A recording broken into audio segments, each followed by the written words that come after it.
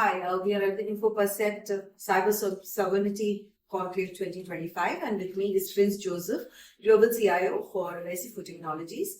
Prince is going to talk about the existing cybersecurity landscape in India.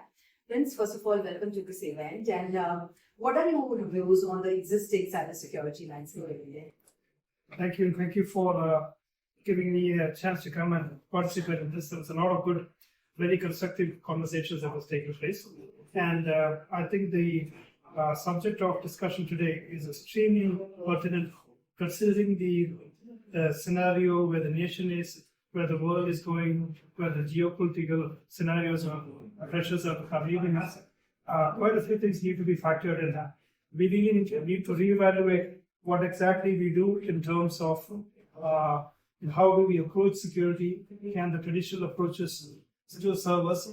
Is there some other new methodologies that we need to adopt?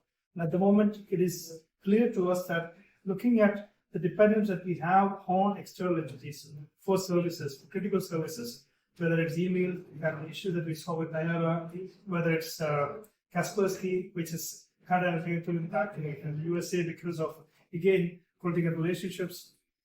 Looking at India, we have not been directly affected too much by that, apart from the Diana case. But we as a nation are now at a point where we are very heavily moving in towards an aggressive growth path. Manufacturing is one sector which is really on turbo boost at the moment, not because of just organic growth, but the whole structure around the world is favoring us in one sense. So China plus our strategy, but that's now also getting rethought.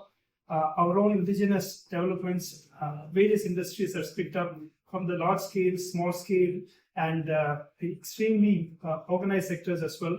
There's a whole lot of things where a lot more regulation needs to come in terms of standards. OT is one area where we have actually dealt with it as an add-on to IT so far. I don't think a focused OT team still exists anywhere in a very mature manner. If you really look at our maturity there, we've been applying the same knowledge on this side to the other side as well. I don't believe that we are still mandated to do VLPTs on OTs here. So there are quite a few things that we need to also bring in from a policy perspective, and companies need to recognize that, okay, this is required for us. Now the question is also become larger. It's not just about you and your firm, it's also something which has got significance on a national level. This is becoming a national threat of sorts. So it needs to be looked at it from that perspective, which brings us to a point where can we rely on tools which is created by somebody, what is the role that can take? Right. I mean, it's an extreme thought, but then we should really be building the capabilities internally.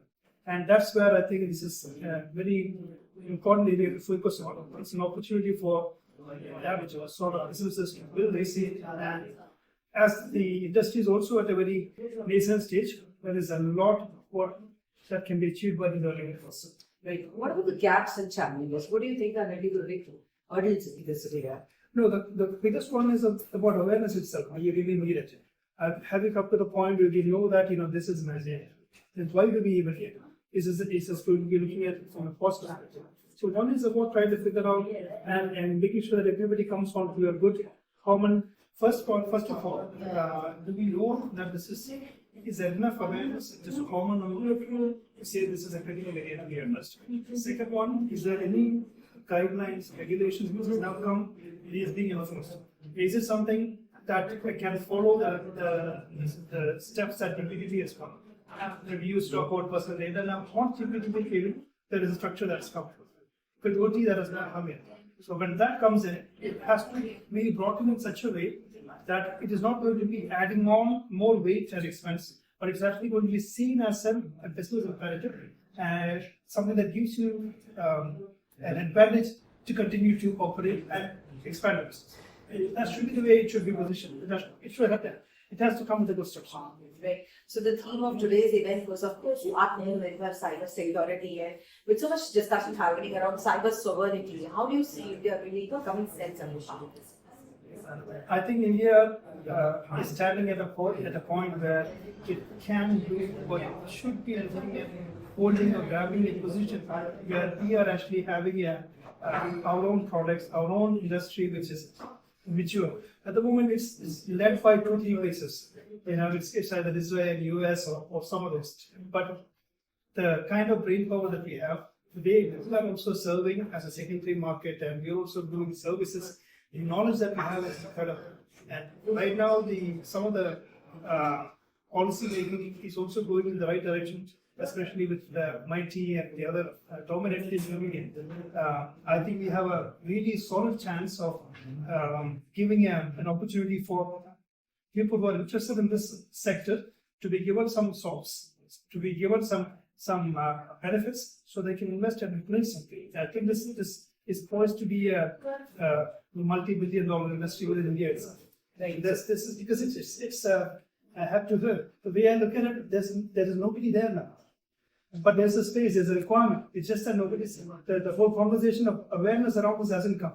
So to me, this is a space that's just waiting to be grabbed. Right. So for Prince, awareness is what is really going to drive this industry forward, and we'll see more of cybersecurity, Atmanirbhar, cybersecurity happening in that direction.